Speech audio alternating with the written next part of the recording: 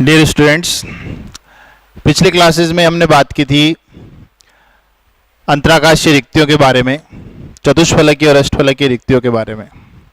आज हम बात करने जा रहे हैं क्रिस्टल जालक की संकुलन दक्षता या संकुलन क्षमता के बारे में।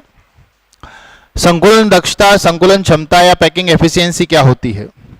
हमने पढ़ा कि क्रिस्टल के अंदर जो अवयवी कण हैं वो एक निश्चित और नियमित ज्यामिति में व्यवस्थित होते हैं, फिर भी उनके बीच में चतुष्फलकीय और अष्टफलकीय यानी कि कुछ खाली जगह रह जाती है।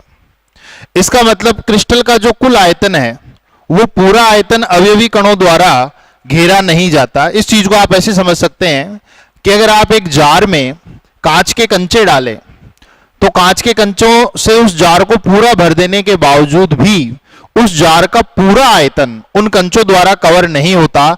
अभी भी आप उन कंचों के बीच में मिट्टी या पानी डाल सकते हो, यानी कि बीच का कुछ आयतन जो है वो बाकी रह जाता है, शेष रह जाता है। तो किसी क्रिस्टल जालक या किसी एकक कोष्टिका के अंदर जो अवयवी कण है वो अवयवी कण उस क्रिस्टल जालक के कुल आयतन का जितना भाग घेरते हैं, उसको कवर करते हैं, वो उस जालक की संकुलन दक्षता या पैकिंग एफिशिएंसी कहलाता है। तो पैकिंग एफिशिएंसी को हम इस तरह से डिफाइन कर सकते हैं कि किसी क्रिस्टल जालक में अवयवी कणों द्वारा क्रिस्टल जालक के कुल आयतन का जितना भाग घेरा जाता है उसे हम उस क्रिस्टल जालक की संकुलन दक्षता कहते हैं। तो संकुलन दक्षता ज्ञात करने का जो सूत्र बनेगा वो ये होगा कि संकुलन दक्षता बराबर क्रिस्टल जालक या एकक कोष्टिका में उपस्थित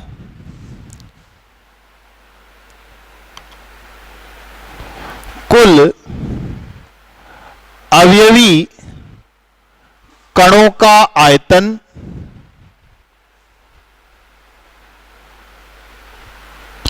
बटे क्रिस्टल जालक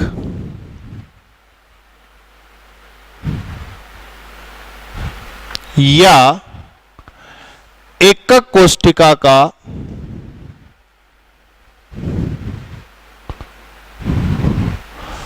कुल आयतन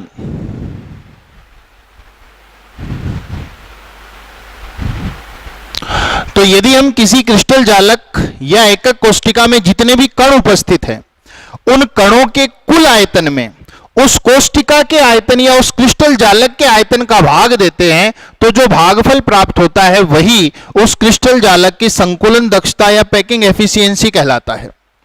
आपके सिलेबस में 3 प्रकार की एकक कोष्टिकाओं की संकुलन दक्षता ज्ञात करने के जो डेरिवेशन है वो दे रखे हैं, एफसीसी, बीसीसी और सरल घनीय एकक कोष्टिका के बारे में। तो सबसे पहले हम बात करेंगे एफसीसी के बारे में। तो एक तो आप हमेशा ये सूत्र याद रखें कि संकुलन दक्षता जो है वो होती है संकुलन दक्षता बराबर क्रिस्टल जालक या एकक कोष्टिका में उपस्थित कुल अवयवी कणों का आयतन बटे क्रिस्टल जालक या एकक कोष्टिका का कुल आयतन। यदि आपसे यह संकुलन दक्षता प्रतिशतता में पूछी जाए, आपसे यह पूछा जाए कि भाई प्रतिशत संकुलन दक्षता कितनी है, तब आप यहां इसको 100 से मल्टीप्लाई कर देंगे, 100 से गुणा कर देंगे। 100 से गुणा करने पर आपका जो आंसर होगा वो प्रतिशत में आ जाएगा। तो अब हम सबसे पहले बात करने जा रहे हैं एफसीसी यानी कि फलक केंद्रित घनीय एकक कोष्टिका की संकुलन दक्षता के बारे में। तो अब हम बात करते हैं एफसीसी यानी कि फलक केंद्रित घनीय एकक कोष्टिका की संकुलन दक्षता के बारे में। तो हम पीछे के क्लासेस में पढ़ चुके हैं कि एफसीसी क्या होती है। एफसीसी एक घनीय एकक कोष्टिका है जिसमें हमने बात की थी कि 8 कोनों के अलावा ये एक घनीय एकक कोष्टिका है। इस घनीय एकक कोष्टिका में ये जो 8 कोने हैं इन 8 कोनों के अलावा प्रत्येक फलक के केंद्र पर एक एक अवयवी कण और उपस्थित होता है, और जो फलक है वो कुल 6 होती हैं, तो हर फलक के केंद्र पर एक एक अवयवी कण होता है, हर फलक के केंद्र पर। तो ये एक एफसीसी या फलक केंद्रित घनीय एकक कोष्टिका है। हमें इस फलक केंद्रित घनीय एकक कोष्टिका की संकुलन दक्षता ज्ञात करनी है, यानी कि ये जो एकक कोष्टिका है इसके कुल आयतन में से कितना भाग अवयवी कणों द्वारा घेरा जाता है और कितना भाग जो है वो रिक्तियों के रूप में शेष रह जाता है। तो हमें इसके बारे में ये जानने के लिए 2 बातें जानना जरूरी है। पहली कि इस कोष्टिका का घनत्व आयतन कितना होगा। तो देखिए ये एक घनीय एकक कोष्टिका है, यदि हम इसके कोर की लंबाई को स्मॉल a माने तो इसका जो आयतन आएगा वो आएगा a³। तो जो कोष्टिका है उसका आयतन आपके पास a³ के रूप में आएगा। और जो अवयवी कण हैं, अवयवी कण जो होते हैं उन्हें हम ठोस गोलाकार कण मानते हैं, जैसे कांच की बोल, कांच का जो कंचा होता है या जो बोल होती है उस तरह से।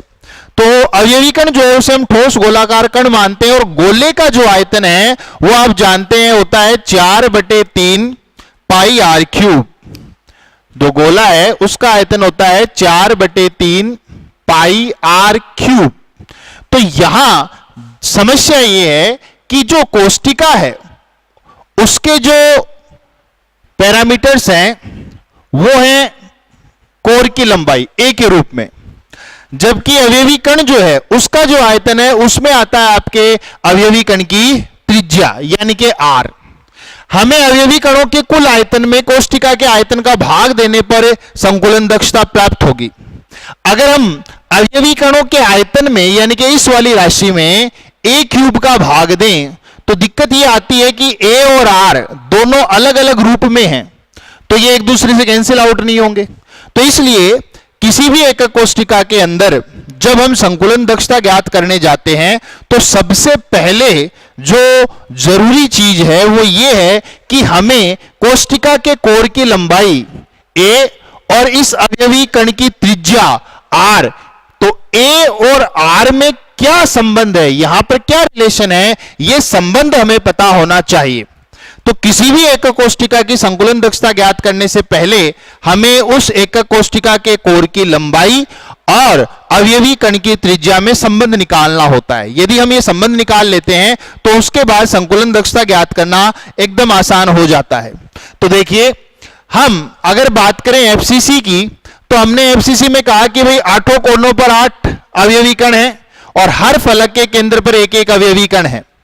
अब अगर इस आकृति में हम कोई ऐसी लंबाई ढूंढ ले जिसका मान हमें a के रूप में भी पता हो और जिसका मान हमें r के रूप में भी पता हो, तो जब एक ही लेंथ की जो वैल्यू है वो आपको r और a दोनों के रूप में पता होगी तो आप a और r दोनों में संबंध ज्ञात कर सकते हैं। तो अगर हम इस डायग्राम को देखें तो यहां ये जो बिंदु है, इस बिंदु a से इस बिंदु C तक अगर हम आए, यहां पर ये बिंदु B मानो और ये बिंदु C मानो, अगर हम A से C तक आए तो A से C तक की जो डिस्टेंस है वो कितनी है, वो है इस अवयवी कण की त्रिज्या प्लस इस अवयवी कण के व्यास और प्लस इस अवयवी कण की त्रिज्या। इस डायग्राम में तो हमने अवयवी कणों को दूर दूर रखा है, एक्चुअल में जो कॉर्नर के अवयवी कण होते हैं वो फलक वाले अवयवी कण को छूते हैं। तो इसको और अच्छे से समझने के लिए हमने इसी डायग्राम को यहां अलग से बनाया है। तो अब हम बात करते हैं इस डायग्राम में। इस डायग्राम में मैंने केवल ये 3 ही अवयवी कण लिए हैं, 1, 2 और 3। बाकी के अवयवी कणों को हमने काउंट मतलब इस डायग्राम में नहीं बनाया है। तो देखिए बिंदु A पर जो अवयवी कण है वो बिंदु C पर अवयवी कण है एक, और ये फलक पर उपस्थित अवयवी कण है। तो एक अवयवी कण बिंदु A पर है कोने पर, एक अवयवी कण C कोने पर है और एक अवयवी कण जो है रेड कलर वाला वो फलक के केंद्र पर है। ये तीनों अवयवी कण एक दूसरे को स्पर्श कर रहे हैं। तो यहां अगर आप ध्यान से देखें तो A से लेकर C तक की जो लंबाई है वो इस कण की त्रिज्या प्लस इस कण के व्यास और इस कण की त्रिज्या के योग के क्या होगी, बराबर होगी। तो मान लो कि इस अवयवी कण की त्रिज्या स्मॉल r है, तो ये A से C तक की दूरी कितनी होगी, स्मॉल r प्लस इस कण का व्यास यानी कि 2r और प्लस इस कण की त्रिज्या यानी कि फिर r, तो ये कुल मिलाकर हो गया कितना 4r। तो इसका मतलब A से C तक की जो डिस्टेंस है वो कितनी है 4r है। अगर यही डिस्टेंस हम A के रूप में भी निकाल लें तो हम A और R में क्या बता सकते हैं, संबंध बता सकते हैं। तो इसके लिए हम क्या करें, अगर हम बात करें यहां से A, B और C, ये एक त्रिभुज बन रहा है A, B और C। इस त्रिभुज में अगर AC की बात करें तो पाइथागोरस प्रमेय से AC बराबर क्या हो जाएगा, अंडर रूट AB का स्क्वायर प्लस BC का स्क्वायर। AB जो है वो कोष्ठिका के कोण की लंबाई है, BC है वो भी कोष्ठिका के कोण की लंबाई है यानी कि A है। तो AB का मान A है, BC का मान A है, तो AC का मान भी किसके रूप में आ जाएगा, A के रूप में आ जाएगा। और हमें AC का मान R के रूप में पहले से पता है। तो इस प्रकार हम AC के द्वारा A और स्मॉल r यानी कि अवयवी कण की त्रिज्या और कोष्ठिका के कोण की लंबाई दोनों में संबंध ज्ञात कर सकते हैं। तो देखिए सबसे पहले हम AC की लंबाई ज्ञात करते हैं A के रूप में। तो इसके लिए बिल्कुल वैसे ही डेरिवेशन करना है कि माना एकक कोष्ठिका के कोण की लंबाई, माना एकक कोष्ठिका के कोण की लंबाई बराबर स्मॉल a, जैसा कि डायग्राम में दर्शाया है। ये जो कोष्ठिका के कोण की लंबाई है वो हमने कितनी मानी है, स्मॉल a मानी है। उसके बाद अवयवी कण की त्रिज्या, अवयवी कण की त्रिज्या बराबर ये हमने ले ली स्मॉल r, यानी कि जो ये अवयवी कण है, ये अवयवी कण या ये अवयवी कण या ये अवयवी कण, इनकी जो त्रिज्या है वो कितनी है, स्मॉल r है। अब हमने इस डायग्राम में इस कोष्ठिका के अंदर बिंदु A से C तक एक फलक विकर्ण खींचा है। तो फलक विकर्ण जो है वो है आपके AC। अब अगर हम इस डायग्राम में AC की लंबाई A के रूप में ज्ञात कर लें तो हम A और R में संबंध ज्ञात कर सकते हैं, क्योंकि हमें AC की लंबाई R के रूप में पहले से पता है। तो सबसे पहले लिखेंगे कि त्रिभुज ABC से AC बराबर अंडर रूट AB का स्क्वायर प्लस BC का स्क्वायर। और हमें पता है कि AB क्या है, कोष्ठिका के कोण की लंबाई यानी कि स्मॉल a, और BC क्या है, कोष्ठिका के कोण की लंबाई यानी कि ये भी स्मॉल a है।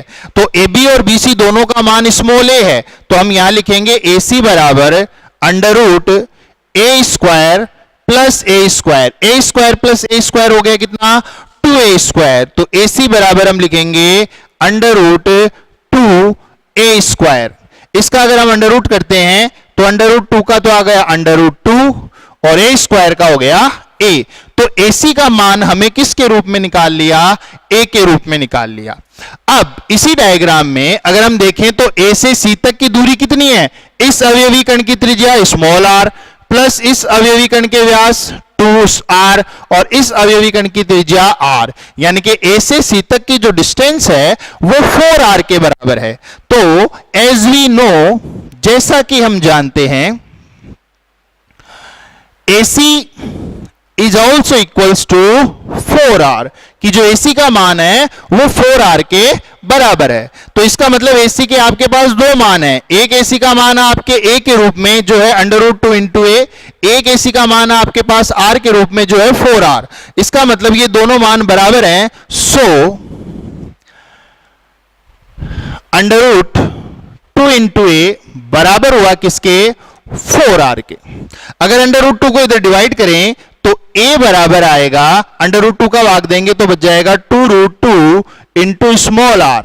तो इसका मतलब कि जो कोष्ठिका के कोण की लंबाई है a, वो अवयवी कण की त्रिज्या r से 2 रूट 2 गुना होती है, उसका 2 अंडर रूट 2 गुना r के होती है। तो ये a में और r में दोनों में संबंध आ गया। ये संबंध जो आया है, ये संबंध हमें डायरेक्ट भी याद रखना है। इस चैप्टर में कुछ न्यूमेरिकल बनते हैं जिनके बारे में आगे चर्चा करेंगे, जहां हम एक कोष्ठिका की घनत्व या उसमें एक कोष्ठिका के प्रकार के बारे में जो न्यूमेरिकल होंगे, तो वहां कई बार हमें इन फॉर्मूलों की जरूरत पड़ेगी। हमें पता होना चाहिए कि कौन सी कोष्ठिका के कोर की लंबाई और उसके अवयवी कण की त्रिज्या में संबंध क्या होता है। तो ये हमेशा ध्यान रखें कि एफसीसी एक कोष्ठिका के कोर की लंबाई और अवयवी कण की त्रिज्या में जो संबंध होता है वो होता है a=2√2 × r। ये हमें हमेशा याद रखना है, डायरेक्ट भी याद रखना है, मतलब न्यूमेरिकल में काम आता है। अब देखिए, जो मेन जो चीज थी डेरिवेशन की वो तो अपनी हो गई। हमने ए और आर में क्या निकाल लिया, संबंध निकाल लिया। अब हमें सिर्फ संकुलन दक्षता निकालनी है, और संकुलन दक्षता के लिए सिर्फ दो चीजें चाहिए, कुल अवयवी कणों का आयतन और एकक कोष्ठिका का आयतन। तो सबसे पहले हम बात करते हैं एकक कोष्ठिका के आयतन की। तो सबसे पहले हम यहां लिखेंगे एफसीसी एकक कोष्ठिका का आयतन। तो एफसीसी एकक कोष्ठिका जो आयतन है वो बराबर होगा किसके, a क्यूब के। और हमें पता है a क्यूब का मान कितना लिख सकते हैं हम, a बराबर कितना है 2√2 × r। तो इस a की जगह वहां पर हम क्या लिख सकते हैं, 2√2 × r लिख सकते हैं। तो इसका मतलब हम इसको लिख सकते हैं 2√2 × r का क्यूब। तो ये कितना हो जाएगा, देखिए कुछ बच्चों को दिक्कत रहती है ऐसे करने में, तो आप इसको ऐसे कर सकते हैं कि 2 × 2 × 2, 2 का रूट हो गया, फिर √2 का, तो √2 × √2 और r का हो गया r क्यूब। तो देखो √2 × √2 2, तो देखो 2 दूनी 4, 4 दूनी 8, 8 दूनी 16, तो कितना हुआ 16√2। तो यह आ गया 16 √2 × r क्यूब। ये आपके पास एकक कोष्ठिका का जो आयतन है वो आ गया।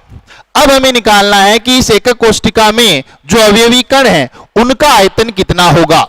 तो देखिए कि एक अवयवी कण का आयतन, एक अवयवी कण का आयतन, एक अवयवी कण, अवयवी कण जो है उसे हमने ठोस गोलाकार कण माना है, और गोले का आयतन कितना होता है 4/3 πr क्यूब, 4/3 πr क्यूब। अब हमें यह पता होना चाहिए कि ये जो एफसीसी है इसमें कुल अवयवी कण कितने हैं। तो हम ये बात 2 बार पढ़ चुके हैं कि एफसीसी में कुल अवयवी कणों की संख्या 4 होती है, ठीक है। और एक अवयवी कण का आयतन कितना होता है 4/3 πr क्यूब। तो 4 अवयवी कणों का आयतन कितना हो जाएगा 16/3 πr क्यूब। तो हम यहां लिखेंगे कि चूंकि एफसीसी में कुल अवयवी कण, कुल अवयवी कणों की संख्या 4 होती है, इसलिए एफसीसी में उपस्थित कुल अवयवी कणों जो कितने हैं 4 हैं, कुल 4 अवयवी कणों का आयतन, कुल 4 अवयवी कणों का आयतन। तो 4 अवयवी कणों का आयतन कितना हो जाएगा, एक अवयवी कण का आयतन कितना है 4/3 πr क्यूब। तो ये हो जाएगा 4 × 4/3 πr क्यूब। तो यह आपके आ गया 16/3 πr क्यूब। तो देखो अपने पास अवयवी कणों का आयतन आ गया, अपने पास एकक कोष्ठिका का आयतन आ गया। तो अब हम क्या निकाल सकते हैं, संकुलन दक्षता। तो हम लिखेंगे एफसीसी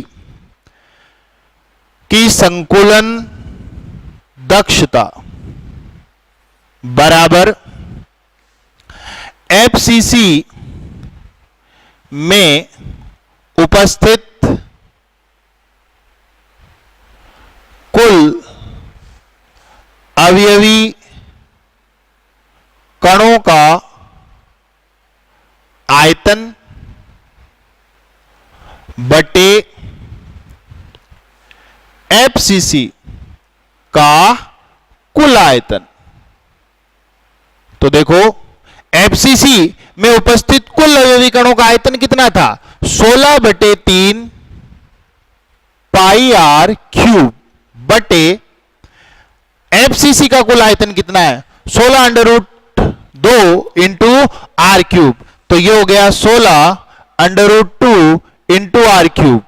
तो देखो अब दोनों ही राशियों में आर है, तो आर से आर कट जाएगा, यानी कि ये आर क्यूब से ये आर क्यूब क्या हो गया? कैंसिल हो गया। 16 से 16 कैंसिल हो गया, तो कितना बचा? Pi by 3√2। ठीक है, इन सबके जब आप मान रखोगे तो जो वैल्यू आएगी वो आएगी 0.74। तो ये एफसीसी की संकुलन दक्षता है। तो एफसीसी की जो संकुलन दक्षता आई वो आपके हुई 0.74। अगर आपसे पूछे कि एफसीसी की प्रतिशत संकुलन दक्षता, एफसीसी की प्रतिशत संकुलन दक्षता, तो वो हो जाएगी 100 से गुणा कर देंगे 74%। तो ये आपको डायरेक्ट भी याद रखना है कि भाई एफसीसी की संकुलन दक्षता कितनी होती है? 74% या 74% होती है। साथ ही आपको यह भी ध्यान रखना है कि एफसीसी और सीसीपी दोनों एक ही होती है। एफसीसी को हम क्या कहते हैं? सीसीपी कहते हैं। तो जितनी संकुलन दक्षता एफसीसी की है उतनी ही संकुलन दक्षता किसकी होगी? सीसीपी की। तो सीसीपी के बारे में अगर पूछे तो उसकी भी प्रतिशत संकुलन दक्षता कितनी होगी? 74% ही होगी। इसके अलावा हमने एक कोष्ठिका और पढ़ी थी, एचसीपी।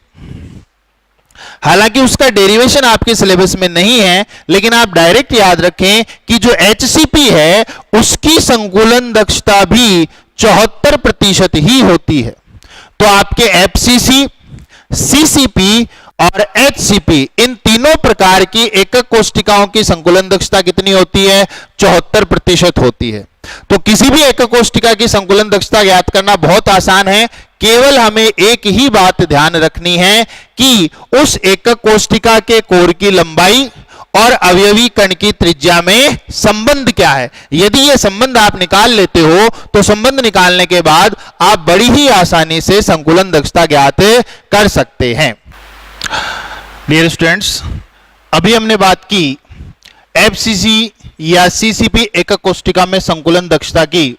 तो हमने कैलकुलेट किया कि एफसीसी या सीसीपी एकक कोष्ठिका में जो संकुलन दक्षता है वो 0.74 या 74% होती है। अब हम नेक्स्ट बात करने जा रहे हैं बीसीसी एकक कोष्ठिका में संकुलन दक्षता की। तो जैसा कि हमने पीछे की क्लासेस में देखा था, बीसीसी एकक कोष्ठिका क्या होती है? बीसीसी एकक कोष्ठिका वो घनीय एकक कोष्ठिका है जिसमें 8 कोनों के अलावा एक अवयवी कण जो है वो कोष्ठिका के केंद्र में स्थित होता है। जैसे ये घनीय एकक कोष्ठिका है, इसमें 8 कोनों पर तो एक एक अवयवी कण होते ही है, और एक अवयवी कण जो होता है वो कोष्ठिका के केंद्र में होता है, यहां सेंटर में होता है, बीच में होता है। अब हमें यहां पर भी यही चीज ज्ञात करनी है कि इस एकक कोष्ठिका का जो कुल आयतन है, इस कुल आयतन में से कितना आयतन अवयवी कणों द्वारा घेरा जाएगा। तो यहां भी हमें वही दो चीजें निकालनी है कि एकक कोष्ठिका का आयतन, जो कि हम क्या मानेंगे? a क्यूब, क्योंकि हम मान देंगे कि एकक कोष्ठिका के कोर की लंबाई कितनी है? a, और ये जो अवयवी कण है इसकी जो रेडियस है वो कितनी है? Small r। तो यहां पर भी हमें a और r के बीच में क्या निकालना होगा? संबंध निकालना होगा, जैसे हमने एफसीसी में किया। तो अगर हम इस कोष्ठिका को ध्यान से देखें तो ध्यान दीजिए, मैंने आपको बताया था कि यह अवयवी कण अपने से ऊपर वाले चारों अवयवी कणों को स्पर्श करता है और अपने से नीचे वाले चारों अवयवी कणों को भी स्पर्श करता है, लेकिन ये कोने वाले अवयवी कण एक दूसरे को स्पर्श नहीं करते। तो अगर इस कोष्ठिका में हम कोई ऐसी लंबाई ढूंढें जो हमें a और r दोनों के रूप में ज्ञात कर सकते हो, तो वो लंबाई होगी ये। इस एज से, इस कोने से अगर हम एकक कोष्ठिका के एक कोने से दूसरे कोने की ओर जाएं, किसमें से होकर के? उस बीच वाले अवयवी कण में से होकर के, तो ये जो लंबाई है जिसको हम काय विकर्ण कहेंगे, ये काय विकर्ण जो है वो यहां उपस्थित अवयवी कण की त्रिज्या, यहां उपस्थित अवयवी कण की त्रिज्या और बीच वाले अवयवी कण की व्यास के योग के बराबर होगा। तो यहां तो हमने इसको अवयवी कणों को क्या रखा है, दूर दूर रखा है समझने के लिए। एक्चुअल स्थिति यह है कि ये अवयवी कण, बीच वाला अवयवी कण और ये वाला अवयवी कण, ये तीनों अवयवी कण एक दूसरे को स्पर्श करते हैं कुछ इस प्रकार से।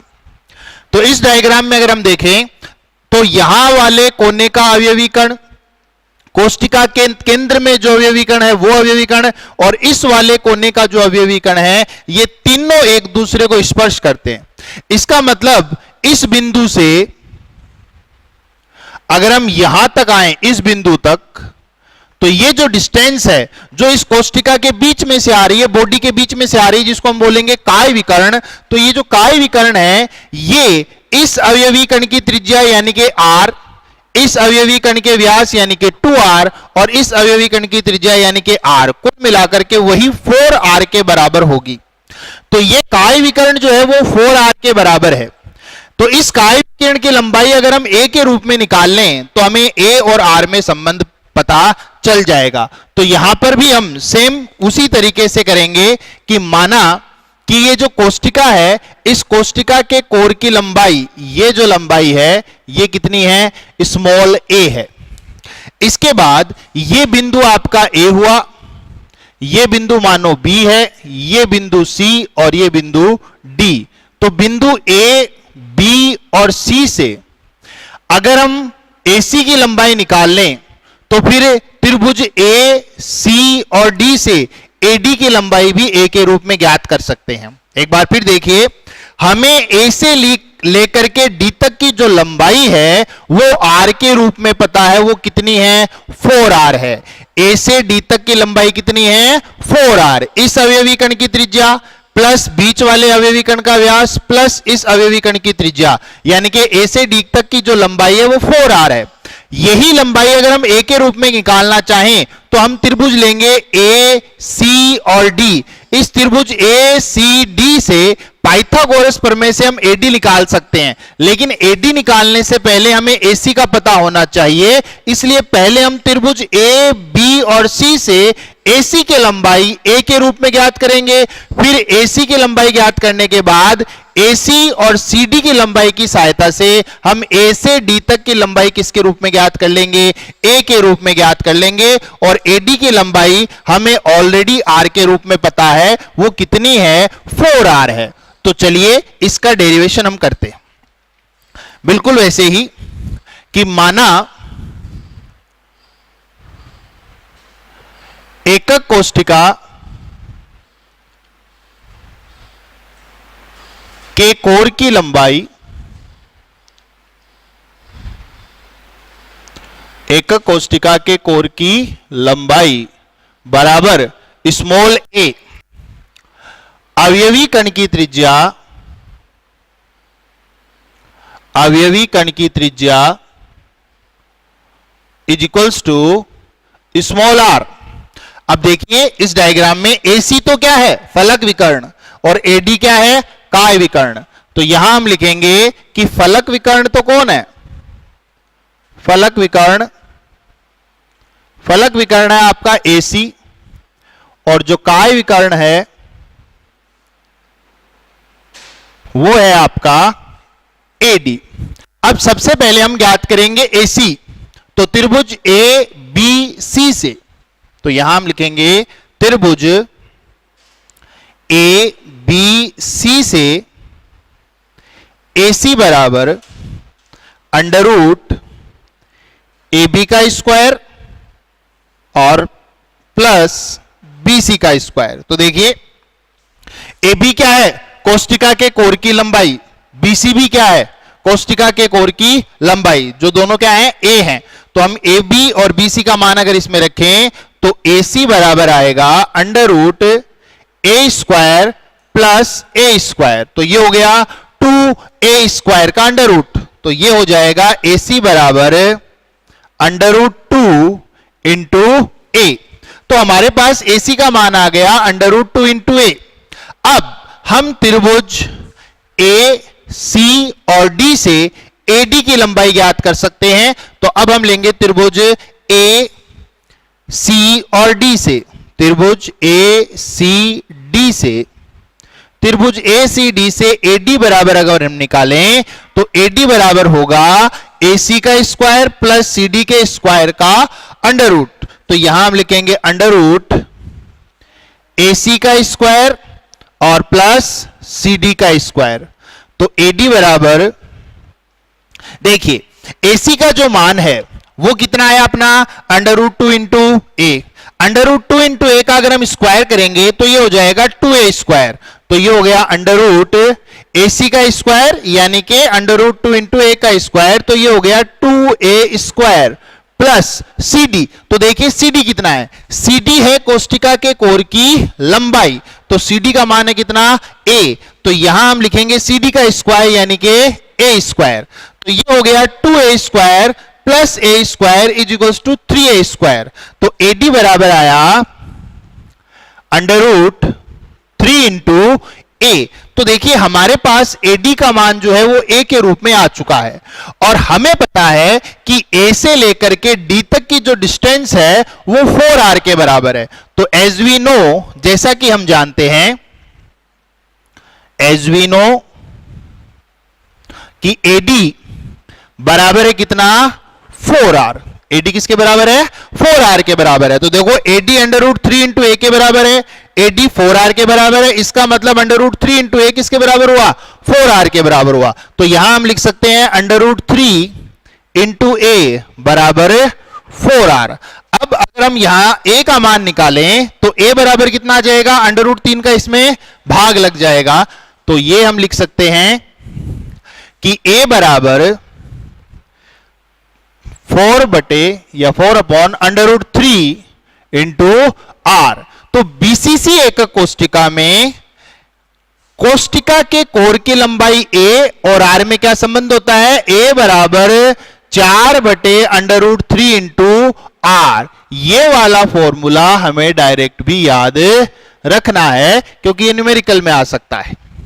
तो ध्यान रखें कि बीसीसी के लिए a बराबर कितना होता है 4 बटे अंडर रूट 3 इंटू आर होता है। तो देखिए दोस्तों, हमने कोष्टिका के कोर की लंबाई a और अवयवी कण की त्रिज्या r में संबंध निकाल लिया। इसके आगे का काम बिल्कुल आसान है। अब हमें कोष्टिका का आयतन और कुल अवयवी कणों का आयतन चाहिए। तो सबसे पहले हम लिखेंगे कि बीसीसी एकक कोष्टिका का आयतन, बीसीसी एकक कोष्टिका का आयतन।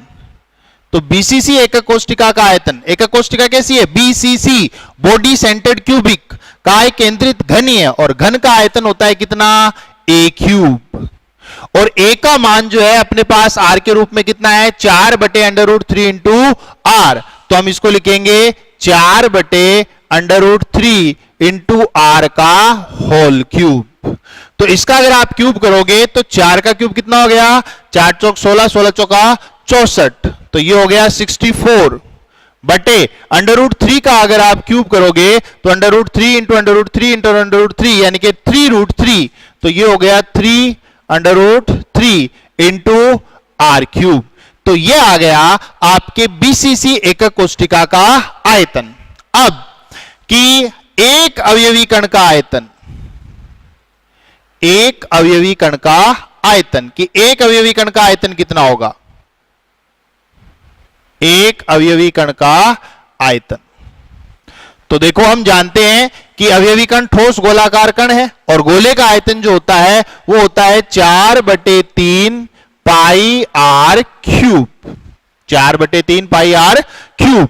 तो अब हम बात करते हैं कि चूंकि बीसीसी में कुल कितने अवयवी कण होंगे, ये तो एक अवयवी कण का आयतन है, हमें तो बीसीसी में जो टोटल अवयवी कण है उनका आयतन चाहिए। तो हमें पता है कि बीसीसी में कुल अवयवी कणों की संख्या कितनी होती है 2, हम पीछे की क्लासेस में बात कर चुके हैं। तो चूंकि बीसीसी में कुल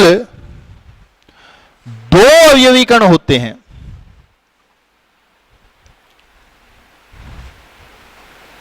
बीसीसी में कुल अवयवी कण कितने होते हैं 2 होते हैं, इसलिए बीसीसी में उपस्थित कुल दो अवयवी कणों का आयतन, दो अवयवी कणों का आयतन, तो दो अवयवी कणों का आयतन कितना हो जाएगा? एक का दुगना, यानी कि 2 गुणा 4/3 पाई आर क्यूब, तो ये हो गया 8/3 पाई आर क्यूब। तो देखो अपने पास कुल अवयवी कणों का आयतन आ गया, अपने पास एकक कोष्टिका का आयतन आ गया। अब हम कुल अवयवी कणों के आयतन में एकक कोष्टिका के आयतन का भाग दे देंगे तो हमें प्राप्त हो जाएगी इस बीसीसी एकक कोष्टिका की संकुलन दक्षता। तो अब हम लिखेंगे कि बीसीसी की संकुलन दक्षता, बीसीसी की संकुलन दक्षता, तो बीसीसी की संकुलन दक्षता क्या होगी? बीसीसी में उपस्थित कुल अवयवी कणों का आयतन बटे बीसीसी का कुल आयतन, कि भाई बीसीसी एकक कोष्टिका में कुल अवयवी कणों का आयतन कितना है और बीसीसी एकक कोष्टिका का कितना आयतन है। तो बीसीसी एकक कोष्टिका में उपस्थित कुल अवयवी कणों का आयतन हमने निकाला कितना? 8/3 पाई आर क्यूब, और जो एकक कोष्टिका है बीसीसी उसका आयतन कितना है? 64/3√3 इंटू आर क्यूब, तो ये हो गया 64/3√3 इंटू आर क्यूब। तो देखिए दोनों में ही आर क्यूब है, तो आर क्यूब से आर क्यूब कैंसिल, इस 3 से ये 3 कैंसिल, 8 से आप काट सकते हो 64 को 8 टाइम, तो ये कितना बच गया आपका? ये बच गया आपके देखो पाई, और √3 ऊपर चला जाएगा तो पाई इंटू √3 बटे ये कितना बच गया? 8। इन सबको आप कैलकुलेट करते हो तो ये आता है 0.68। तो ये आ गई आपके बीसीसी एकक कोष्टिका की संकुलन दक्षता 0.68। अगर आपसे पूछा जाए कि बीसीसी की प्रतिशत संकुलन दक्षता, प्रतिशत संकुलन दक्षता, तो प्रतिशत संकुलन दक्षता जो है वो हो जाएगी, इसको 100 से मल्टीप्लाई कर देंगे 68%। तो ये है आपके बीसीसी एकक कोष्टिका की संकुलन दक्षता। नेक्स्ट हम बात करते हैं जो सरल घनी एकक कोष्टिका होती है उसकी संकुलन दक्षता कितनी होती है। डियर स्टूडेंट्स, अभी हमने बात की कि एफसीसी या सीसीपी एकक कोष्टिका जो होती है उसकी संकुलन दक्षता 74% होती है। यहां यह भी ध्यान रखें कि एचसीपी एकक कोष्टिका है जो है उसकी संकुलन दक्षता भी 74% ही होती है। जो एचसीपी है उसकी संकुलन दक्षता भी 74% ही होती है। उसके बाद हमने बात की कि बीसीसी एकक कोष्टिका जो है उसकी संकुलन दक्षता 68% होती है। अब हम बात करने जा रहे हैं कि जो सरल घनी एकक कोष्टिका है उसकी संकुलन दक्षता कितनी होती है। तो देखिए हम पीछे की क्लासेस में पढ़ चुके हैं कि सरल घनी एकक कोष्टिका वो होती है जिसमें किसी घनीय एकक कोष्टिका के आठों कोनों पर एक एक अवयवी कण उपस्थित हो। जैसे ये एक घन है और इस घनीय एकक कोष्टिका में यदि केवल कोनों पर ही अवयवी कण हो इस प्रकार, तो ये एकक कोष्टिका सरल घनी एकक कोष्टिका कहलाती है। अब हमें यह ज्ञात करना है कि इस कोष्टिका का जो आयतन है उस आयतन में से कितना आयतन इसमें उपस्थित अवयवी कण कवर करते हैं या घेरते हैं। तो देखिए यहां भी हमें वही चीज ज्ञात करनी है। हमें एकक कोष्टिका का आयतन पता है, एकक कोष्टिका के कोर की लंबाई अगर स्मॉल a मानेंगे तो इसका जो आयतन आएगा वो आएगा a क्यूब, और अवयवी कण की त्रिज्या को हम मानेंगे r, तो अवयवी कण का आयतन आएगा 4/3 पाई आर क्यूब। सेम प्रॉब्लम, इसका आयतन a के रूप में है, इसका आयतन r के रूप में है। तो हमें सबसे पहले निकालना है इस a और r में संबंध। सरल घनी एकक कोष्टिका में a और r में संबंध निकालना बहुत ही आसान है। सरल घनी एकक कोष्टिका जो होती है उसको हम समझने के लिए तो ऐसे बनाते हैं अवयवी कणों को दूर दूर, लेकिन वास्तविकता ये है अवयवी कण उसमें कुछ इस प्रकार से उपस्थित हैं।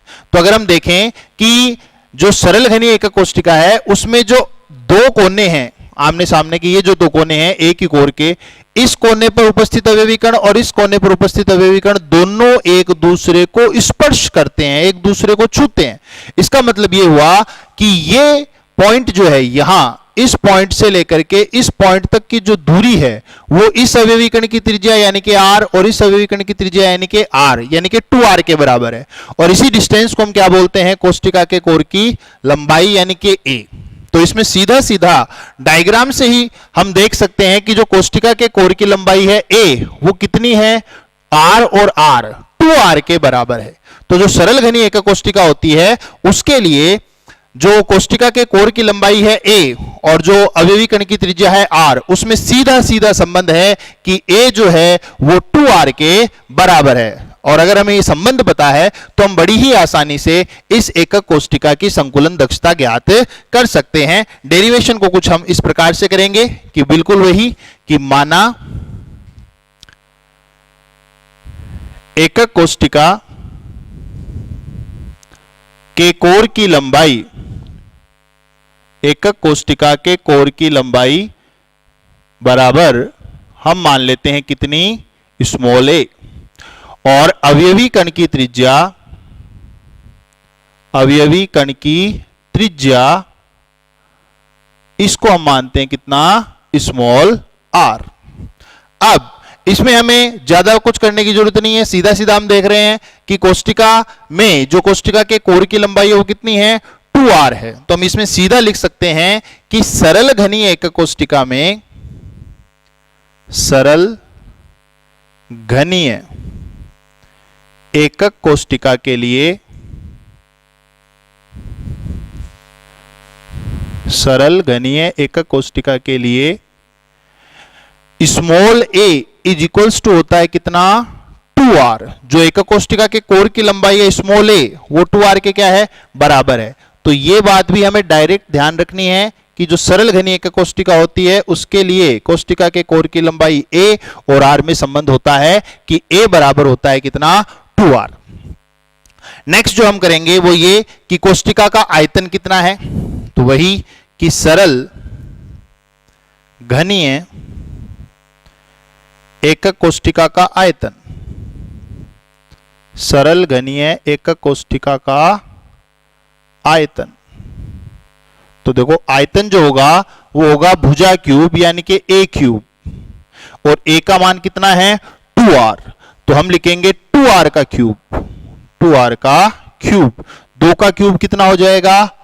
8, और r का क्यूब हो जाएगा r क्यूब। तो यह आ गई आपके एकक कोष्टिका का आयतन। अब हम निकालेंगे कि अवयवी कण का आयतन। तो चूंकि सरल घनीय एकक कोष्टिका में, सरल घनीय एकक कोष्टिका में कुल कितने अवयवी कण होते हैं? पीछे की क्लासेस में हमने पढ़ा है कि जो सरल घनीय एकक कोष्टिका होती है उसमें कुल अवयवी कणों की संख्या सिर्फ 1 होती है। तो चूंकि सरल घनीय एकक कोष्टिका में कुल अवयवी कण 1 होता है, सिर्फ 1, अतः या इसलिए सरल घनीय एकक कोष्टिका में उपस्थित एक अवयवी कण का आयतन, एक अवयवी कण का आयतन, तो जो एक अवयवी कण है उसका आयतन होगा गोले के आयतन के बराबर 4/3 पाई r क्यूब। तो आपके पास अवयवी कणों का आयतन है, आपके पास एकक कोष्टिका का आयतन है। अब हम निकाल सकते हैं संकुलन दक्षता। तो हम निकालेंगे कि सरल घनीय एकक कोष्टिका की संकुलन दक्षता, सरल घनीय एकक कोष्टिका की संकुलन दक्षता बराबर वो हो जाएगी कि सरल घनीय एकक कोष्टिका में उपस्थित एक अवयवी कण का आयतन। तो ये होगा सरल घनीय एकक कोष्टिका में उपस्थित एक अवयवी कण का आयतन, या कुल अवयवी कण एक ही है तो उसको एक ही लिखें या चाहे कुल लिखें, उपस्थित कुल एक अवयवी कण का आयतन, कुल एक अवयवी कण का आयतन बटे सरल घनीय एकक कोष्टिका का आयतन। तो देखिए अवयवी कण का आयतन कितना है, 4/3 पाई आर क्यूब। तो 4/3 पाई आर क्यूब, और जो कोष्टिका है सरल घनीय एकक कोष्टिका, उसका आयतन हमने निकाला कितना, 8r क्यूब। तो ये हो गया 8r क्यूब। तो देखो r क्यूब से r क्यूब कैंसिल हो गया, 4 से आपने 8 को काटा, कितनी बार कटा, 2 बार। तो कितना बच गया, π/6। तो ये बच गया π/6, और π/6 बराबर हो जाएगा 0.524।